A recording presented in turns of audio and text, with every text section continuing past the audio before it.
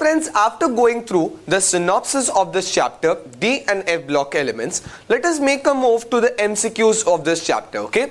We know that this synopsis carried a lot of theory, as you all have an experience of it. But let me tell you, the synopsis, the MCQs are on the easier side and on the easier part. So if you have gone through the synopsis and the concept builders very carefully, this is just a cakewalk for you, okay? Hence, I can say we can just solve MCQs of your chapter D and F block elements very easily, even only if you have gone through all the concepts very well, okay? Let us start with the first MCQ. Highest +7 oxidation state is shown by cobalt, chromium, again chromium, and Mn. Mn is manganese, okay? Let me tell you guys, we had written in the start itself that about the oxidation state that our D block elements show variable oxidation state, and out of that variable oxidation state, if you consider your 3D group, okay, we know there were various groups like, let us say, 3D, 4D, 5D and 6D. These were all the rows in case of your D block elements, and we had seen certain compounds showing +8 as well, okay? But if I talk about the 3D group, then there is an element called manganese in the 3D group which shows an oxidation state of up to +7, okay? Manganese का +7 तक क्या हो सकता है, oxidation state हो सकता है, which is the highest in the 3D, right? There are other elements which show even up to +8, but अगर 3D की बात करूं तो इसमें सबसे ज्यादा ऑक्सीडेशन स्टेट हमारे मैंगनीज यानी Mn का होगा. Hence, I can say the right answer of highest oxidation state of +7 is there in your option number D, that is for your manganese. Clear with the concept? You need to remember this. Okay, let us go on writing notes. Note number 1, highest oxidation state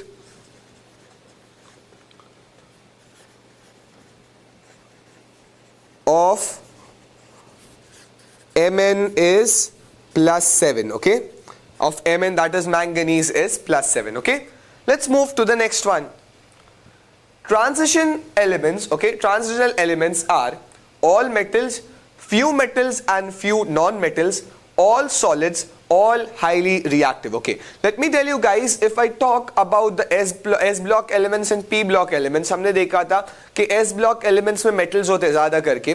अच्छा, P block elements में metals, metalloids and non-metals होते हैं. पर अगर मैं अपने transitional elements की बात करूं, what are transition elements? Transition elements are nothing but they are D block elements, right? So if I talk about D block elements, then all the D block elements are basically metals, okay? 40 के 40 जितने भी मैंने अपने elements देखे थे हमारे D block में, सबके सब हमारे metals थे, including your mercury. Mercury is also a metal, but it is a metal in the liquid state, okay? So the answer will be transitional elements. Transitional elements are same as D block elements, okay?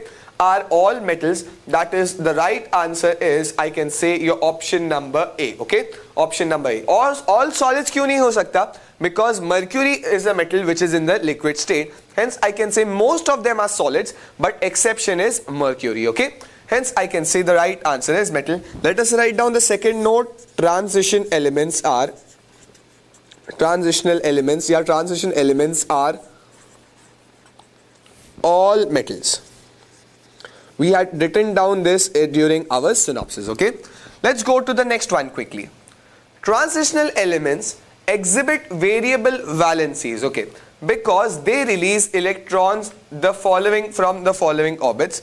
Acha, we know what is said in this particular statement, that they show variable valencies. Variable valencies is nothing but it is the variable oxidation state, right? हमें पता है oxidation state variable को कहते हैं variable valency. And why is that variable valency? Because एक reason mention किया गया, because they release electron from the following orbit: ns orbit, ns and np orbit, n-1d and ns orbit, or n-1d orbit. We know in case of your D block element, from where the electron comes out, let me write down the electronic configuration. Electronic configuration हमने कैसा लिखा था?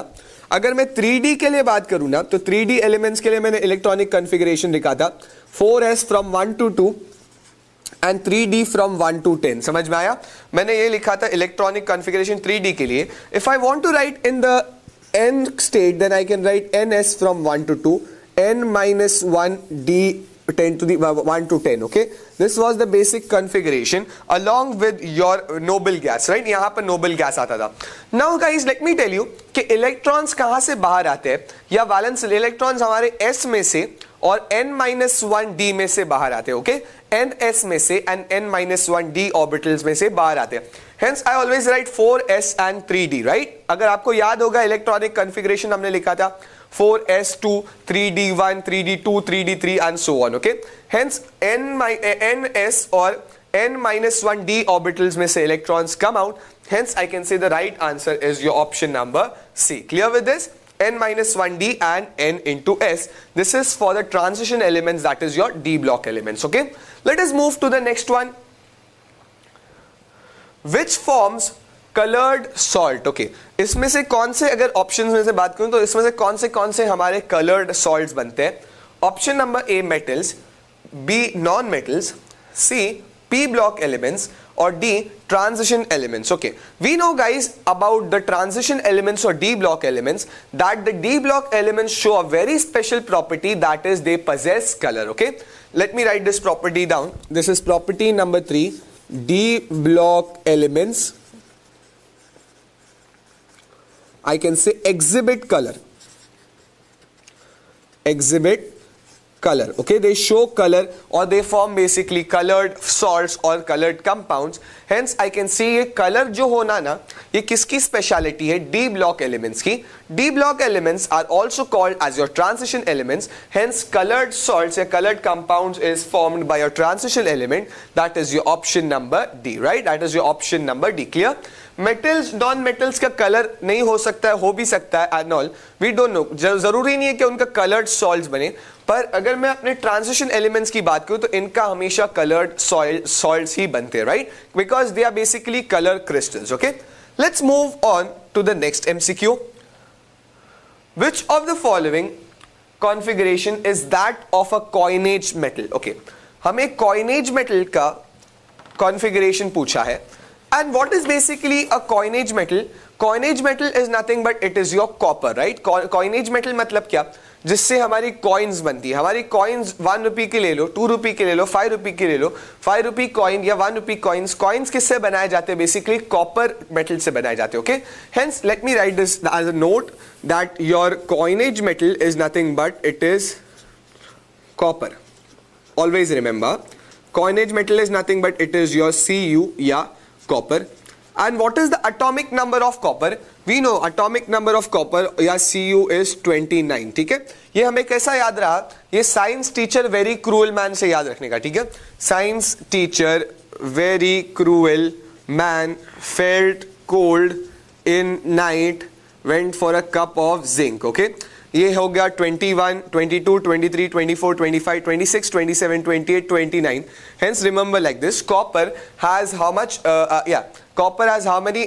What is the atomic number of copper? Atomic number of copper is 29. Okay, अच्छा 29 है तो हमें पता है इसमें कितने shells होने चाहिए. We know the first shell can take 2 electrons, second can take 8, third can take maximum of 18. Plus करो 28 हो गया, बचा कुचा किस में गया? फोर्थ शेल में. Hence I can say this is your first shell, second shell, third shell में 18 इलेक्ट्रॉन और fourth shell will have 1 electron, right? क्योंकि 1 बचा.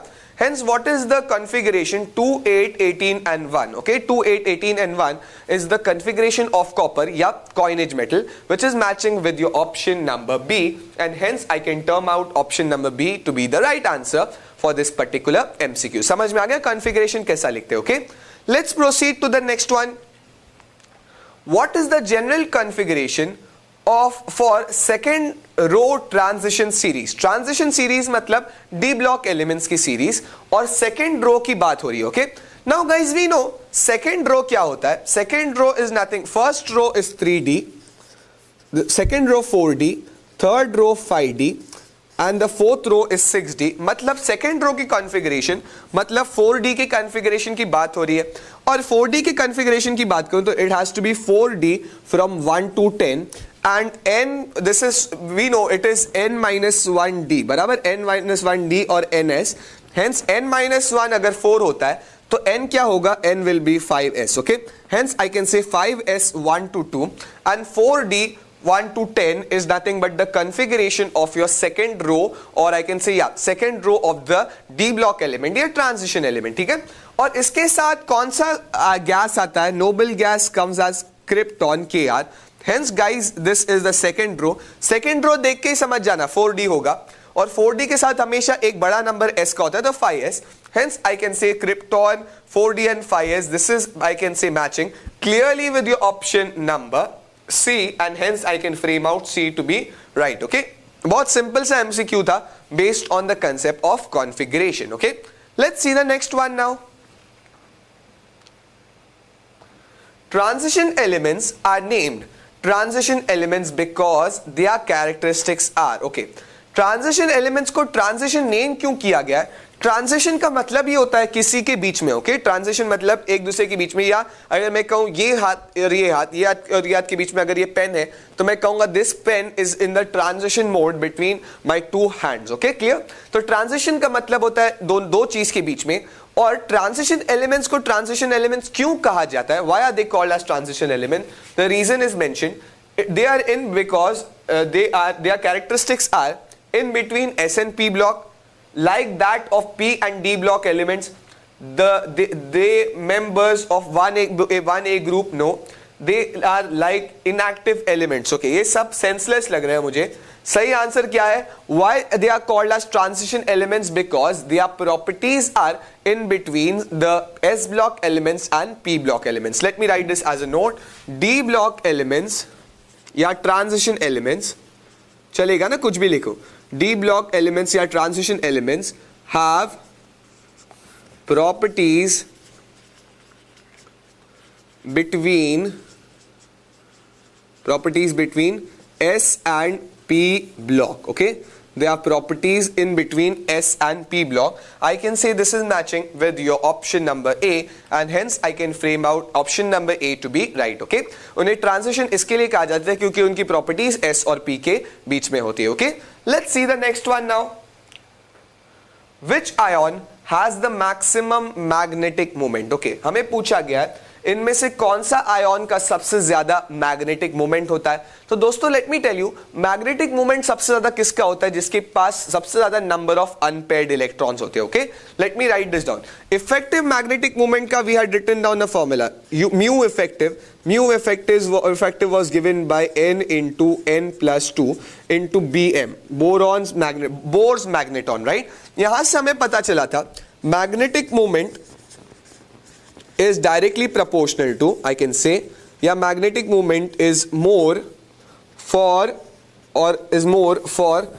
more number of unpaired electrons. No more number of unpaired electrons.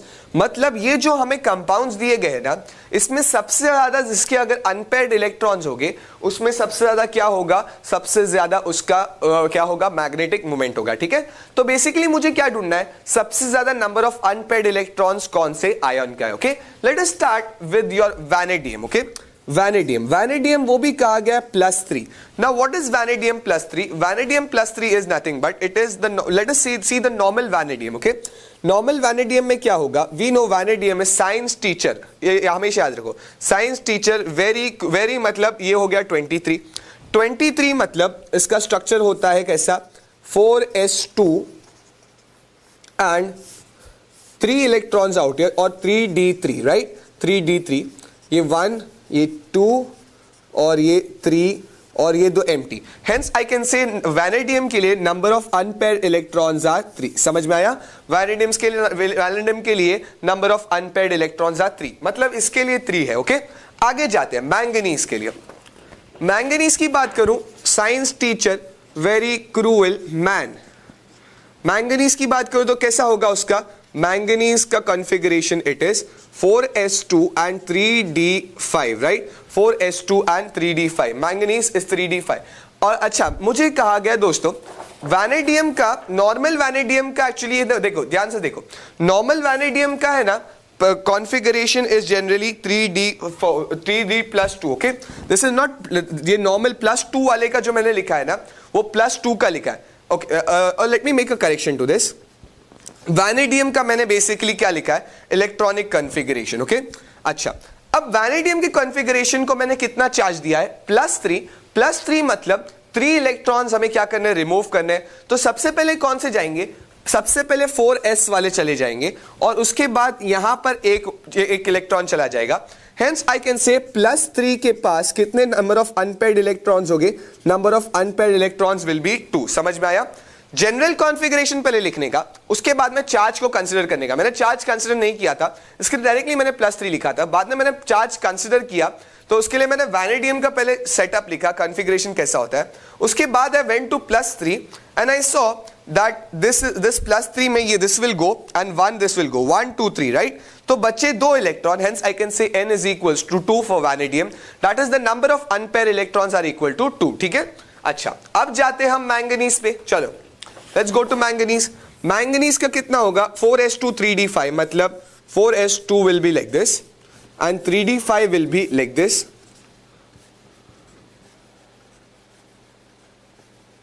okay?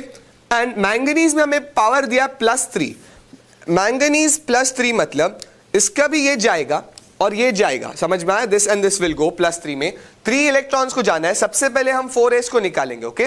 तो 4s में से 2 गए, 3d में से या 3d में से 1 गया, तो नंबर ऑफ अनपेयर इलेक्ट्रॉन्स कितने हो गए मैंगनीज के लिए, या मैंगनीज +3 के लिए? मैंगनीज +3 के लिए number of unpair electrons are 4। समझ में आया? अच्छा, पिछले वाले का 2, इसका 4। आगे जाते हैं, make a correction that this is not this is not ion -3, this is ion +3, okay. पर आयन +3 या आयन -3 पर जाने से पहले let us draw the configuration of ion, okay. Ion is science teacher very cold man, cruel man, felt cold मतलब ion is 6, right? 1 2 3 4 5 and 6, मतलब उसका configuration कैसा होगा, 4s2 3d6। Let us make this up down, 6 मतलब 5 blocks बनाने का, 1 2 3 4 and 5, 6 मतलब 1 2 3 4 5 and 6, clear? 1 2 3 4 5 and 6। अच्छा, हमें कहा गया फेरिस इज ऑल्सो +3, हेंस इसको एक जाएगा, दिस इज +3 में, दिस +2 में ये चला गया और +3 में ये भी चला जाएगा।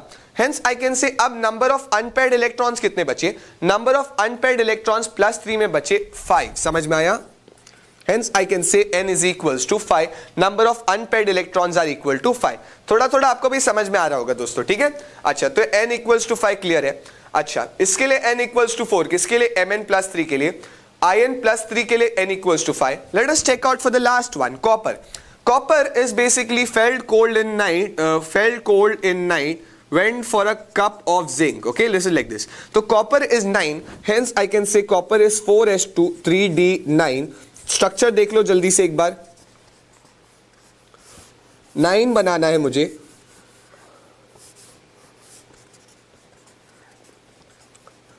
सिक्स 7 8 9, ओके, 9 हो गया। अच्छा, दिस इज कॉपर +2, तो कॉपर +2 में सिर्फ ये दोनों गए, hence I can say number of unpaired electrons are only 1, okay.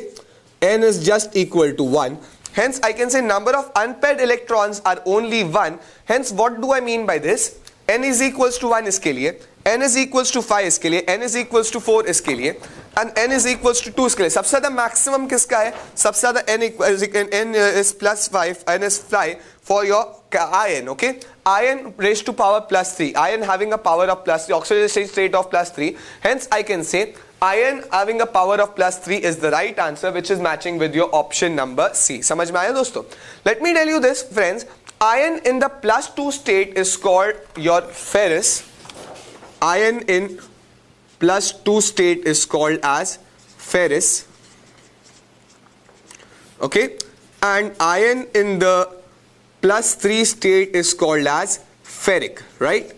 ये IC वर्ड और US ये वर्ड आता है, राइट? तो ये फेरिक हायर के लिए जो आता है IC, तो ये बन गया फेरिक, और लोअर के लिए आता है US, तो ये हो गया और OUS बेसिकली, ओके।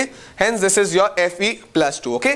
तो Fe+2 is called as ferrous and Fe+3 is called as ferric, which is matching with your option number C, and hence I can frame out the option number C to be the right answer for this particular MCQ, okay? So please make a note of this.